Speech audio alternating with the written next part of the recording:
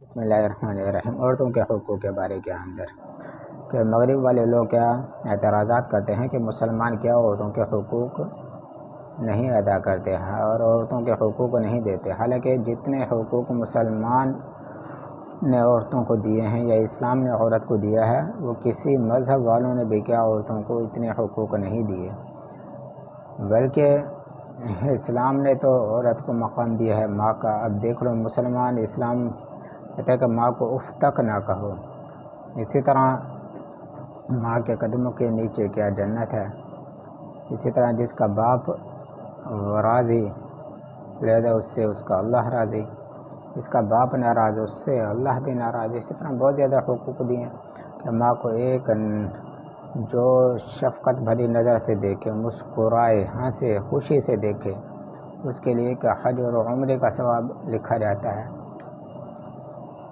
تو لہذا مسلمان نے عورتوں کے بہت زیادہ حقوق دیے ہیں۔ اسی طرح بیوی کا حقوق، بیوی کا نان نفقہ خرچہ اور مرد کے ذمہ ہے کہ وہ اس کی کیا یہ چیزیں کیا ضروریات پوری کرے، حالانکہ مغربی والے ایسی چیزیں نہیں، بلکہ وہ اپنے کام سارے کے سارے کیا خود کیا کرتی ہیں۔ اسی طرح عورتوں کے اوپر ایک فضیلت ہے، جیسے ایک شخص تھا، اس کی بیٹیاں ہی کیا زیادہ پیدا ہوا کرتی تھیں، حتیٰ کہ 6 بیٹیاں پیدا ہوئی۔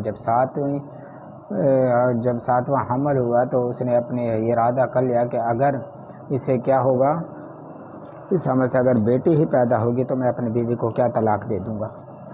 ایسا شیطان نے کیا وسوسہ اس کے ذہن کے اندر ڈالا، لیکن خواب کے اندر اس نے دیکھا کہ قیامت قائم ہو چکی ہے اور قیامت کا خوفناک منظر اس کے آنکھوں کے سامنے ہے۔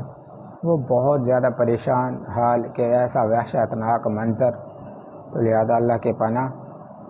تو جب دیکھا تو لوگوں کے حساب کتاب کیا شروع اور اس کا بھی حساب کتاب شروع، اور اس کو بھی حکم ہو گیا فرشتوں کو کہ اس کو کیا لے جاؤ جہنم کی طرف۔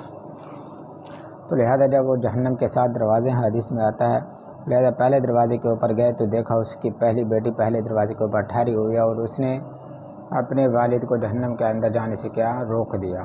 اسی طرح دوسرے دروازے کے اوپر دوسری بیٹی ٹھہری ہوئی تھی تو اس نے بھی کیا اس دروازے سے داخل ہونے سے کیا روک لیا۔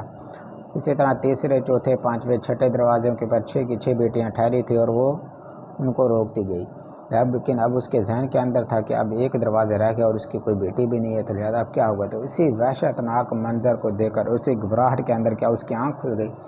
آنکھ کھلنے کے بعد کیا اللہ کا شکر ادا کیا کہ خواب ہے، اور اسی طرح اللہ تعالیٰ سے دعا کیا اللہ تعالیٰ ساتھ میں بھی کیا ہو جائے، بیٹے ہی ہو جائے۔ باقی بیٹیاں ملنا، اسی طرح بیٹے کا ملنا، یہ اللہ کی طرف سے، اللہ تعالیٰ جسے چاہے بیٹے دے، جسے چاہے بیٹیاں دے۔ یہ تو قرآن پاک کی ایک آیت ہے، للہ ملک السماوات والارض یخلق ما یشاء یہب لمن یشاء اناثا ویہب لمن یشاء الذکور او یزوجہم ذکرانا واناثا ویجعل من یشاء عقیما، کہ اللہ ہی کے لیے ہے آسمانوں و زمینوں کی بادشاہ، جس کے لیے چاہتا ہے بیٹیاں دے دے، جسے چاہتا ہے بیٹے دے دے، جسے چاہے دونوں ملا کر دے دے، جسے چاہے بانجھ رکھ دے۔ یہ تو اللہ تعالیٰ کی طرف سے ہے۔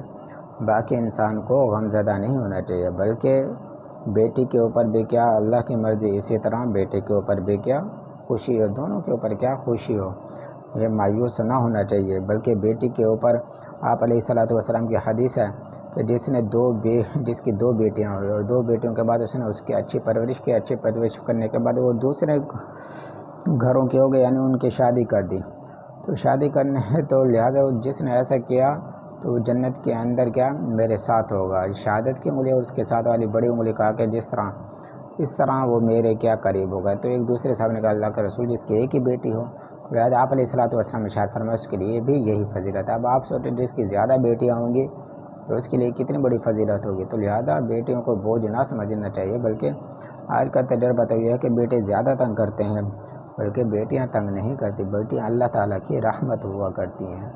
اس وجہ سے مسلمانوں نے کیا بیٹیوں کو بہت زیادہ کیا حقوق دیے ہیں۔